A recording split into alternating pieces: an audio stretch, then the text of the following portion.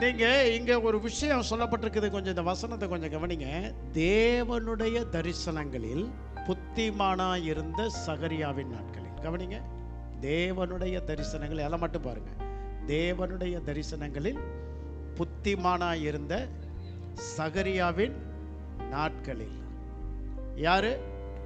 அடையாளம் சொல்லுதுங்க, ஒரு அடையாளம். ஏலியின் நாட்களில் சாமுவேல் இருந்தார். ஏலி யாரு? நல்ல பாஸ்டரா கெட்ட பாஸ்டரா? பாஸ்டர், அவர் ஒரு ஊழியக்காரர். நல்லவரா கெட்டவரா சொல்லுங்க?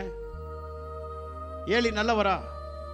ஆனா பேசுங்க ஐயா, பைபிள் படிக்கிறீங்களா? ஏலி நல்லவரா நல்ல கெட்டவரா?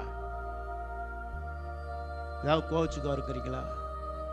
ஏன் அவர் மேல கோவப்பட்டார் ஆண்டவர்? நீங்க நல்லவர்னு சொல்றீங்க, நல்லவர்னா ஏன் கோவப்பட்டார் ஆண்டவர் அவன் மேல? பிள்ளைகளை சரியா வளர்க்கல, அப்ப நல்லவரா கெட்டவரா?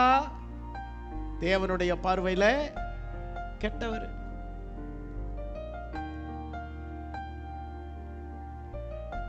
அப்படிப்பட்ட ஒரு பாஸ்டருக்கு கீழே இருந்த சாமுவேலுக்கு தேவன் பேசிக்கிட்டு இருக்கிறார்.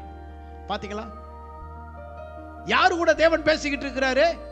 ஒரு கெட்ட மனுஷன் தன் பிள்ளைகளை ஒழுங்கா வளர்க்க முடியல, தேவனுடைய சித்தத்தை அறிய முடியல, தேவனுடைய சத்தத்தை கேட்க முடியல. அப்படிப்பட்ட ஒரு மனுஷன்ட்ட இருந்த ஒரு சாமுவேல் கூட தேவன் பேசிக்கிட்டு இருக்கிறார். நான் சொல்றேன், ஒரு கெட்ட ஊழியக்காரனா இருந்தா கூட அந்த இடத்துலயே ஒரு நல்ல ஊழியக்காரன் உருவாக முடியுங்கிறதுக்கு சாமுவேல் ஒரு எடுத்துக்காட்டு.